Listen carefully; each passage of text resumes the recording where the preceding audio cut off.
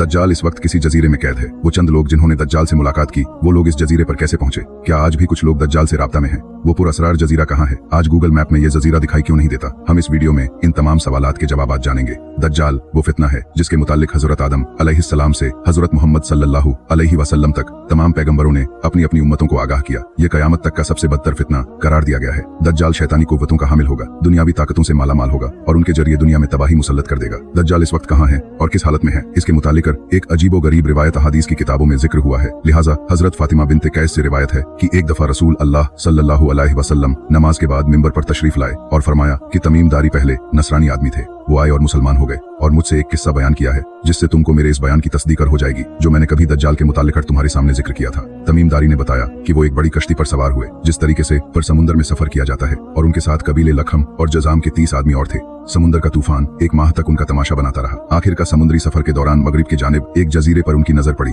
जिसको देखकर वो बहुत मसरूर हुए और छोटी कश्तियों में बैठकर इस जजीरे पर उतर गए। जब वो इस जजीरे पर गए तो उन्हें जानवर की शक्ल का एक चीज नजर आया जिसके सारे जिस्म पर बाल ही बाल थे। लोगों ने उससे कहा, कमबख्त तू क्या भला है? वो बोला, मैं दज्जाल का सांस यानी जासूस हूँ। इस गिरजे में चलो, वहाँ एक शख्स है जिसको तुम्हारा बड़ा इंतजार है। हम लपक कर इस गिरजे में पहुंचे तो हमने एक बड़ा कवि हैकल शख्स देखा कि उससे पहले हमने वैसा कोई शख्स नहीं देखा था। उसके हाथ गर्दन से मिलाकर और उसके बरी में कुचने के लिए अब हाथ कर के लिए पैर घुटनों से लेकर टखनों तक लोहे की जंजीरों से निहायत ही मजबूती से जकड़े हुए थे। हमने उससे कहा, तेरा नास हो, तू कौन है? वो बोला, तुमको मेरा पता लग ही गया, अब तुम बताओ तुम कौन लोग हो? उन्होंने कहा, हम अरब के बशिंदे हैं। हम एक बड़ी कश्ती में सफर कर रहे थे, समुद्र में तूफान आया और एक माह तक रहा। उसके बाद हम इस जजीरे में आ गए। उसने कहा, मुझे ये बता दो कि बैसान के खजूरों में फल आता है या नहीं? हमने कहा, हाँ आता है। उसने कहा, वो वक्त करीब है जब इसमें फल न आएंगे। फिर उसने पूछा, अच्छा बहर तबरिया के मुतालिक बताओ, इसमें पानी है या नहीं? हमने कहा, बहुत है। उसने कहा, वो जमाना करीब है जब इसमें पानी न रहेगा। फिर उसने पूछा, जगर के चश्मे के मुतालिक बताओ, इसमें पानी है या नहीं? और क्या इस बस्ती वाले इसके पानी से खेतों को सैराब करते हैं? हमने कहा, इसमें बहुत पानी है और लोग इसके पानी से खेतों को सैराब करते हैं। फिर उसने कहा, अच्छा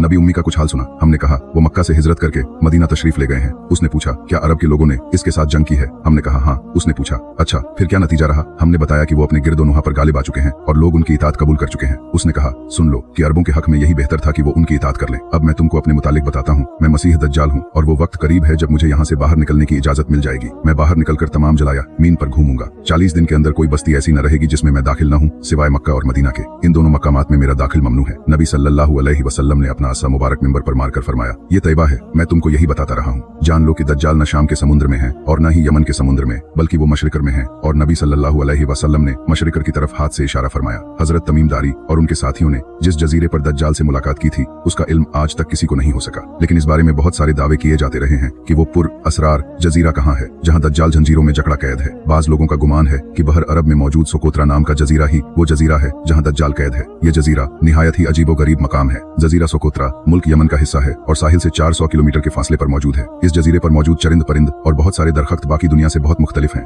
ड्रैगन ब्लड ट्री नाम का अजीबो गरीब दरख्त भी इसी जजीरे में उगता है जिसके पांचवन में तने से सुर्ख रंग का अर्क निकलता है और ऐसा लगता है जैसे इस दरख्त से खून बह रहा हो। इसके अलावा भी इस जजीरे में हैरान कर देने वाले 700 अक़साम के दरख्त और मखलूकात पाए जाते हैं। इस जजीरे पर एक पहाड़ भी मौजूद है जहाँ एक मशहूर गार अल-हुक है जो 3 किलोमीटर तवील है। इतना बड़ा गार पूरे मशरिकर ओ मगरिब में कहीं मौजूद नहीं है। जैसा कि हदीस में जिक्र है कि दज्जाल का ज़ुहूर मशरिकर से होगा और ऐसी जगह पर होगा जहाँ से वो मशरिकर ओ मगरिब को मुतासिर कर सकेगा। लिहाजा इन तमाम निशानियों की वजह से लोग इस जजीरे को दज्जाल का जजीरा करार देते हैं, जबकि कुछ लोग बहर अटलांटिक यानी बरमूडा ट्रायंगल को ही दज्जाल का जजीरा करार देते हैं। ये वो इलाका है जहाँ कंपास काम करना बंद कर देते हैं। वहाँ जाने वाले जहाज और कश्तियां भी वापस नहीं आते और यहाँ बहुत सारे हादसात अनहो हुए हैं। बरमूडा ट्रायंगल में पैरानॉर्मल यानी जिन्न और भूतों से मुतालिक वाकयात पेश आते रहते हैं। इस तारी जौदन इलाके में अक्सर समुद्री तूफान आते हैं और ऊंची ऊंची समुद्री लहरें चलती हैं। बरमूडा दरअसल किसी एक जजीरे का नाम नहीं, ये एक तकून नुमा इलाका है जिसके अंदर 300 से ज्यादा गैर आबादी और सुनसान जजीरा मौजूद है जहाँ आज तक इंसानों ने कदम नहीं रखा। इस बरमूडा ट्रायंगल पर की गई तहकीकात रिपोर्ट को भी आज तक शाया नहीं किया गया।